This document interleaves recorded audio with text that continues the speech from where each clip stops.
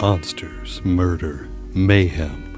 The world of gothic horror and pulp fiction comes to life every week on Wednesday's Weird Stories. Good evening, everyone. It is Wednesday's Weird Stories here on Rock Soul Radio. We are doing the live stream again tonight, so for those of you on Facebook, welcome.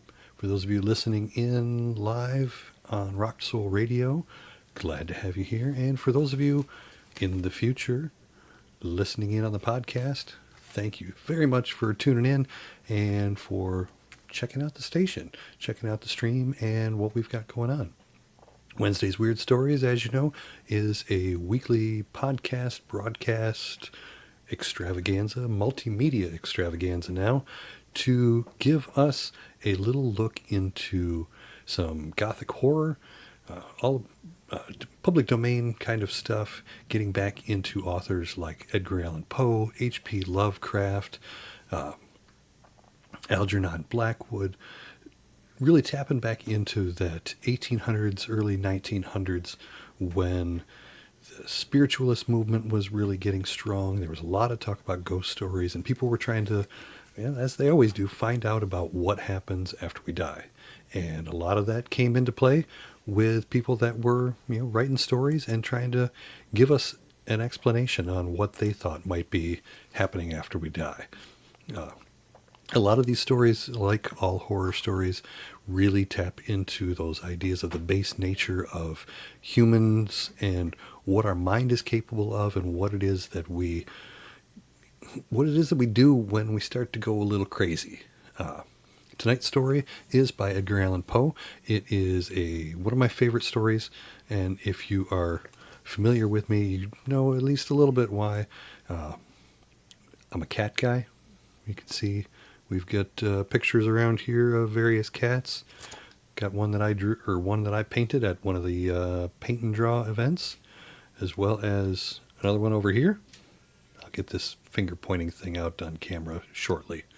And this is Seamus, another paint and draw thing that I did of one of our cats. And if you've been listening for the past couple of weeks, you know that there is one of our foster cats. My wife and I do foster for Cat Van Doo Rescue here in the Chicago area. And we are fostering a few little kittens. Grace, our studio kitten, is about 8 months old. She's a beautiful short-haired gray kitten who's been hanging out with us for the past few weeks. Well, really the past few months, but on air with us for the past few weeks, giving us background noises and a little bit of excitement throughout the stories as well. So if you hear some scuttling, you hear some meowing, maybe some random noise in the background, that's just Grace. She's a little kitten and we love her, so we are hoping to find her a home soon. If you are interested in fostering or volunteering or donating to Cat Van Doo, or you'd like to get a cat of your own, check out catvandoo.org and they can help you out. We're always looking for more volunteers. We're always looking for donations. Opportunities abound for anyone that wants to help in any way possible. So again, that is catvandoo.org. And you can find out all about the kittens that we have there. All right. So without any further ado, we're doing The Black Cat by Edgar Allan Poe tonight. This is it's a dark story about kind of the descent into madness and the descent of one person's mind when they let alcohol get involved and really start to let their mind deteriorate beyond what it normally was. This is a very strong story that Poe had kind of in the evils of alcohol and the evils of overconsumption of anything really, and letting yourself go well beyond where you should be. So take that into caution. If you relate to this story a little bit, then might want to back off the drink just a touch. All right. Well, let's go ahead and get into the story tonight. This is The Black Cat by Edgar Allan Poe. For the most wild, yet most homely narrative which I am about to pen, I neither expect nor solicit belief. Mad indeed would I be to expect it, in a case where my very senses reject their own evidence. Yet mad I am not, and very surely do I not dream. But tomorrow I die, and today I would unburden my soul. My immediate purpose is to place before the world, plainly, succinctly, and without comment, a series of mere household events. In their consequences, these events have terrified, have tortured, have destroyed me. Yet I will not attempt to expound them. To me, they have presented little but horror. To many, they will seem less terrible than Baroque's. Hereafter, perhaps, some intellect may be found which will reduce my phantasm to the commonplace. Some intellect more calm, more logical, and far less excitable than my own, which will perceive in the circumstances I detail with awe nothing more than an ordinary succession of very natural causes and effects. From my infancy, I was noted for the docility and humanity of my disposition. My tenderness of heart was even so conspicuous as to make me the jest of my companions. I was especially fond of animals, and was indulged by my parents with a great variety of pets. With these I spent most of my time, and never was so happy as when feeding and caressing them. This peculiarity of character grew within my growth, and in my manhood I derived from it one of my principal sources of pleasure. To those who have cherished an affection for a faithful and sagacious dog, I need hardly be at the trouble of explaining the nature or the intensity of the gratification thus derivable. There is something in the unselfish and self-sacrificing love of a brute which goes directly to the heart of him who has frequent occasion to test the paltry friendship and gossamer fidelity of mere man. I married early, and was happy to find in my wife a disposition not uncongenial with my own. Observing my partiality for domestic pets, she lost no opportunity of procuring those of the most agreeable kind. We had birds, goldfish, a fine dog, rabbits, a small monkey, and a cat. This latter was a remarkably large and beautiful animal, entirely black, and sagacious to an astonishing degree. In speaking of his intelligence, my wife, who at heart was not a little tinctured with superstition, made frequent allusion to the ancient popular notion which regarded all black cats as witches in disguise. Not that she was ever serious upon this point, and I mention the matter at all for no better reason than it happens just now to be remembered. Pluto, this was the cat's name, was my favorite pet and playmate. I alone fed him, and he attended me wherever I went about the house. It was even with difficulty that I could prevent him from following me through the streets. Our friendship lasted in this manner for several years, during which my general temperament and character, through the instrumentality of the friend in temperance, had, I blush to confess it, experienced a radical alteration for the worse. I grew day by day more moody, more irritable, more regardless of the feelings of others. I suffered myself to use intemperate language to my wife. At length, I even offered her personal violence. My pets, of course, were made to feel the change in my disposition. I not only neglected, but ill-used them. For Pluto, however, I still retained sufficient regard to restrain me from maltreating him, as I made no scruple of maltreating the rabbits, the monkey, or even the dog, when, by accident or through affection, they came in my way. But my disease grew upon me. For what disease is like alcohol? And at length even Pluto, who was now becoming old and consequently somewhat peevish, even Pluto began to experience the ill effects of my temper.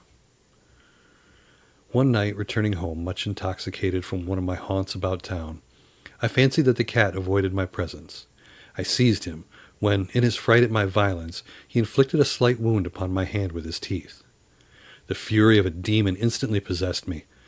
I knew myself no longer. My original soul seemed at once to take its flight from my body, and a more fiendish malevolence, gin-nurtured, thrilled every fibre of my frame. I took from my waistcoat pocket a penknife, opened it, grasped the poor beast by the throat, and deliberately cut one of its eyes from the socket. I blush, I burn, I shudder while I pen the damnable atrocity. When reason returned with the morning, when I had slept off the fumes of the night's debauch, I experienced a sentiment of half horror, half of remorse for the crime of which I had been guilty. But it was, at best, a feeble and unequivocal feeling. The soul remained untouched. I again plunged into excess and soon drowned in wine all memory of the deed. In the meantime, this cat slowly recovered. The socket of the lost eye presented its true, a frightful appearance. But he no longer appeared to suffer any pain. He went about the house as usual, but, as might expected, fled in extreme terror at my approach. I had so much of my old heart left as to first be grieved by this evident dislike on the part of a creature which had once so loved me. But this feeling soon gave place to irritation, and then came, as if to my final and irrevocable overthrow, the spirit of perverseness. Of this spirit philosophy takes no account. Yet I am not more sure that my soul lives than I am that the perverseness is one of the primitive impulses of the human heart, one of the indivisible primary faculties or sentiments which give direction to the character of man. Who has not 100 times found himself committing a vile or stupid action, for no other reason than because he knows he should not? Have we not a perpetual inclination in the teeth of our best judgment to violate that which is law, merely because we understand it to be such? The spirit of perverseness, I say, came to my final overthrow. It was this unfathomable longing of the soul to vex itself, to offer violence to its own nature, to do wrong for the wrong's sake only, that urged me to continue and finally to consummate the injury I had inflicted upon the unoffending brute. One morning, in cold blood, I slipped a noose about its neck and hung it to the limb of a tree. Hung it with tears streaming from my eyes, and with the bitterest remorse at my heart. Hung it because I knew that it had loved me, and because I had felt it had given me no reason of offense. Hung it because I knew that in doing so I was committing a sin, a deadly sin that would so jeopardize my immortal soul as to place it, if such a thing were possible, even beyond the reach of the infinite mercy of the most merciful and most terrible God. On the night of the day on which this most cruel deed was done, I aroused from the sleep by the cry of fire. The curtains of my bed were in flames. The whole house was blazing. It was with great difficulty that my wife, a servant, and myself made our escape from the conflagration. The destruction was complete. My entire worldly wealth was swallowed up, and I resigned myself thenceforward to despair. I am above the weakness of seeking to establish a sequence of cause and effect between the disaster and the atrocity, but I am detailing a chain of facts, and wish not to leave even a possible link imperfect. On the day succeeding the fire, I visited the ruins. The walls, with one exception, had fallen in. This exception was found in a compartment wall, not very thick, which stood about the middle of the house, and against which had rested the head of my bed. The plastering had here, in great measure, resisted the action of the fire, a fact which I attributed to its having been recently spread. About this wall a dense crowd were collected, and many persons seemed to be examining a particular portion of it with very minute and eager attention. The words "strange," "singular," and other similar expressions excited my curiosity. I approached and saw, as if graven in bas-relief upon the white surface, the figure of a gigantic cat. The impression was given with an accuracy truly marvelous. There was a rope about the animal's neck. When I first beheld this apparition, for I could scarcely regard it as less, my wonder and my terror were extreme. But at length reflection came to my aid. The cat, I remembered, had been hung in a garden adjacent to the house. Upon the alarm of fire, this garden had been immediately filled by the crowd, by some one of whom the animal must have been cut from the tree and thrown through an open window into my chamber. This had probably been done with the view of arousing me from sleep. The falling of other walls had compressed the victim of my cruelty into the substance of the freshly spread plaster, the lime of which within the flames, and the ammonia from the carcass had then accomplished the portraiture as I saw it. Although I thus readily accounted to my reason, if not altogether to my conscience, for the startling fact it just detailed, it did not the less fail to make a deep impression upon my fancy.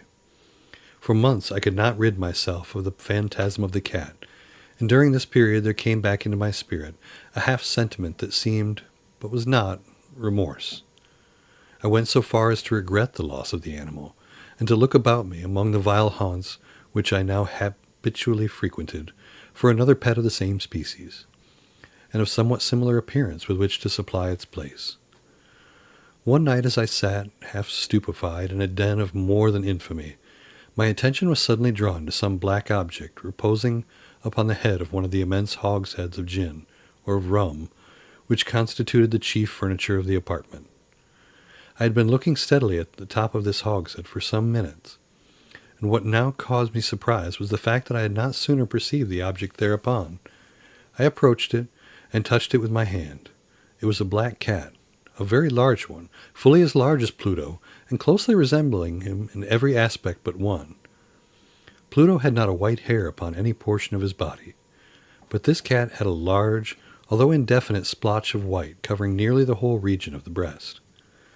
Upon my touching him, he immediately arose, purred loudly, rubbed against my hand, and appeared delighted with my notice. This, then, was the very creature of which I was in search.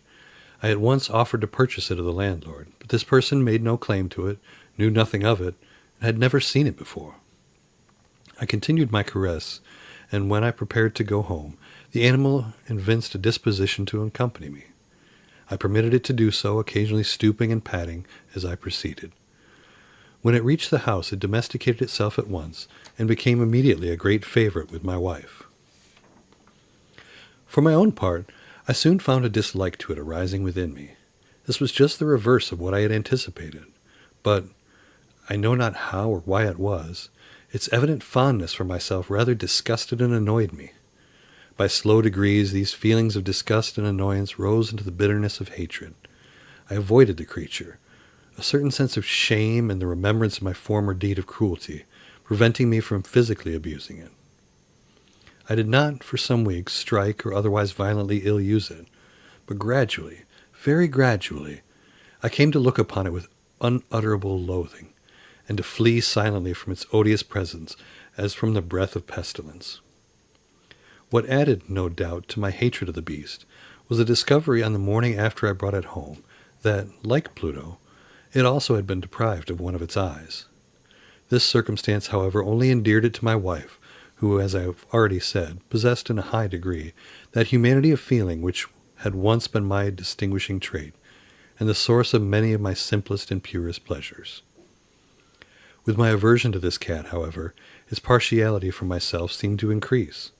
It followed my footsteps with a pertinacity which it would be difficult to make the reader comprehend. Whenever I sat, it would crouch beneath my chair, or spring upon my knees, covering me with its loathsome caresses. If I arose to walk, it would get between my feet and thus nearly throw me down, or, fastening its long and sharp claws in my dress, clamber in this manner to my breast. At such times, although I longed to destroy it with a blow, I was yet withheld from doing so, partly by a memory of my former crime, but chiefly, let me confess it at once, by absolute dread of the beast. This dread was not exactly a dread of physical evil, and yet I should be at a loss how otherwise to define it. I am almost ashamed to own, yes, even in this felon's cell I am almost ashamed to own, that the terror and horror within the animal which inspired me. It had been heightened by one of the merest chimeras it would be possible to conceive. My wife had called my attention, more than once, to the character of the mark of white hair of which I had spoken, and which constituted the sole visible difference between the strange beast and the one I had destroyed.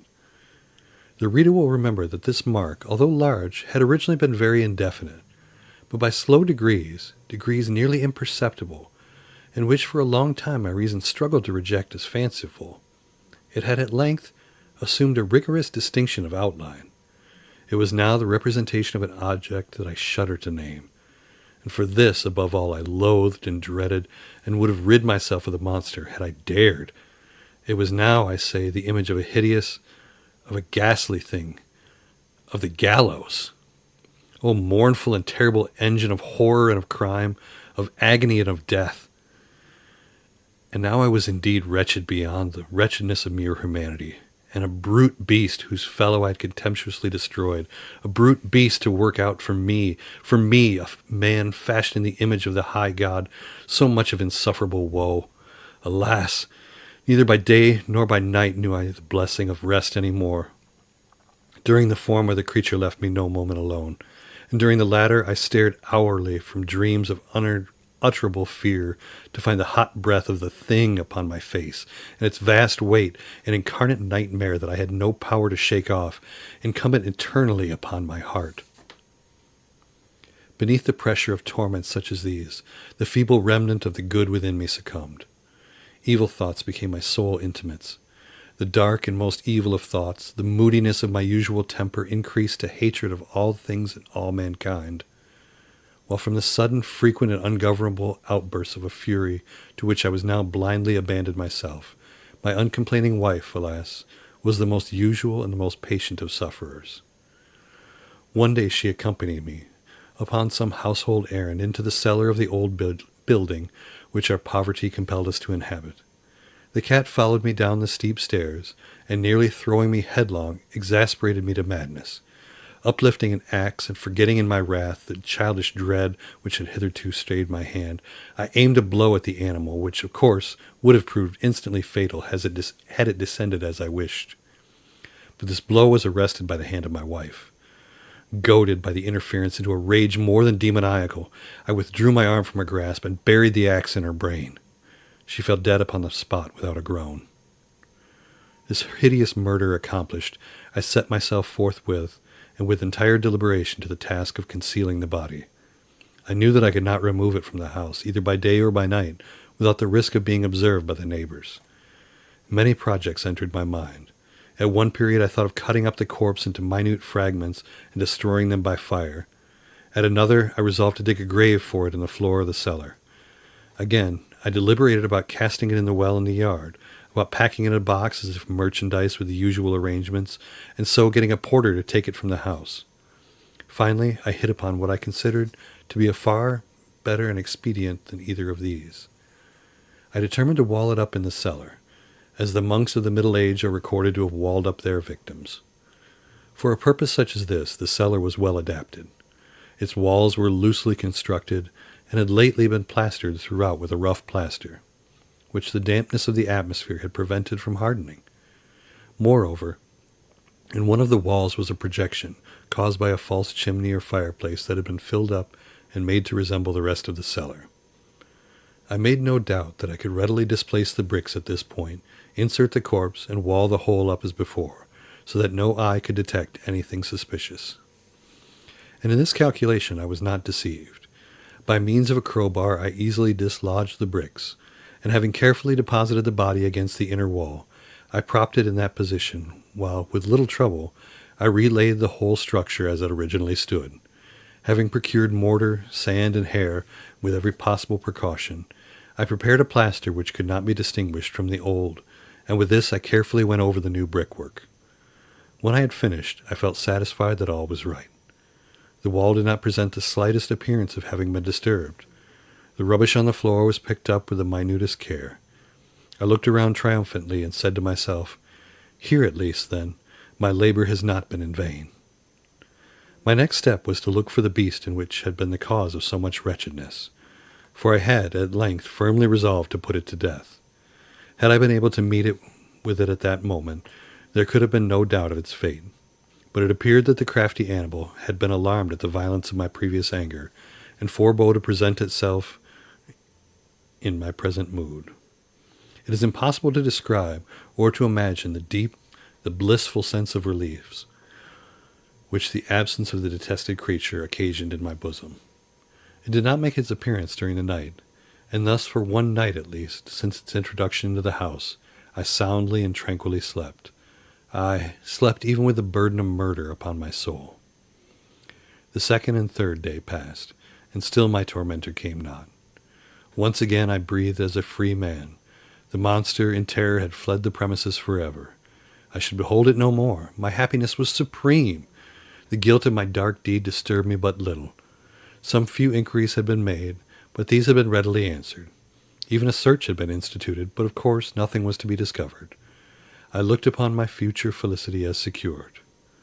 Upon the fourth day of the assassination, a party of the police came very unexpectedly into the house, and proceeded again to make rigorous investigation of the premises. Secure, however, in the inscrutability of my place of concealment, I felt no embarrassment whatsoever. The officers bade me accompany them in their search. They left no nook or corner unexplored. At length, for the third or fourth time, they descended into the cellar. I quivered not a muscle. My heart beat calmly, as that of one who slumbers in innocence. I walked the cellar from end to end. I folded my arms upon my bosom and roamed easily to and fro. The police were thoroughly satisfied and prepared to depart. The glee at my heart was too strong to be restrained. I burned to say but if one word by way of triumph, and to render doubly their assurance of my guiltlessness.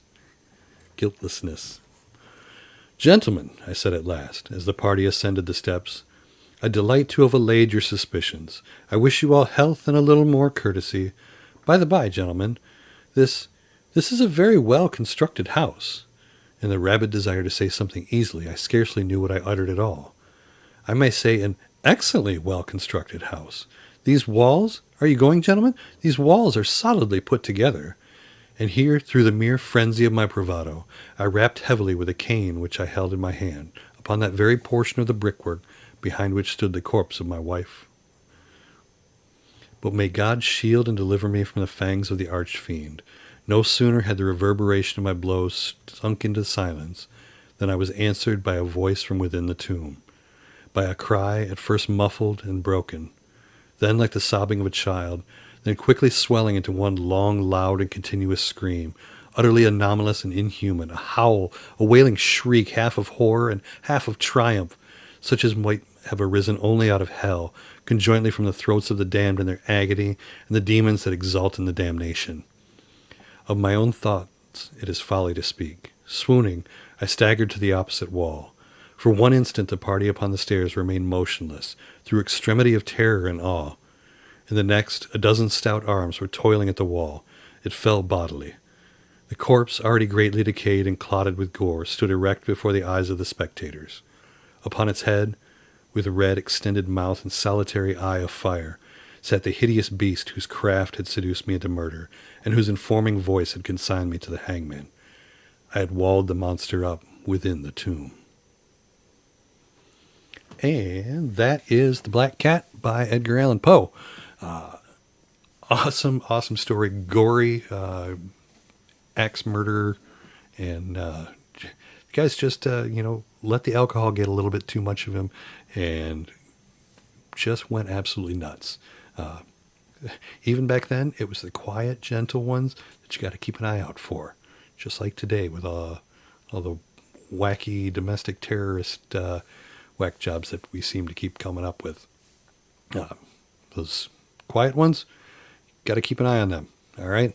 That, again, one of my favorite stories just for the utter development of it and seeing how you take somebody that is this, really calm, quiet person, loves animals, and you let alcoholism get involved.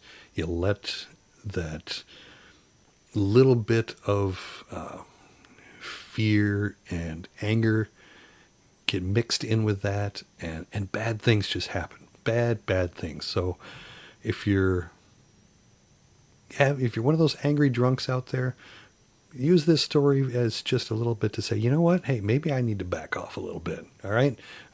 So that's Edgar Allan Poe's little caution to you that too much drink might lead you to kill your cat, beat your animals, and potentially kill your spouse. So that's bad. Do not do that. No killing spouses. No killing animals. We don't like that. It'll get you on an FBI watch list now, which is a good thing. All right, so that is our Wednesday's Weird Stories for tonight.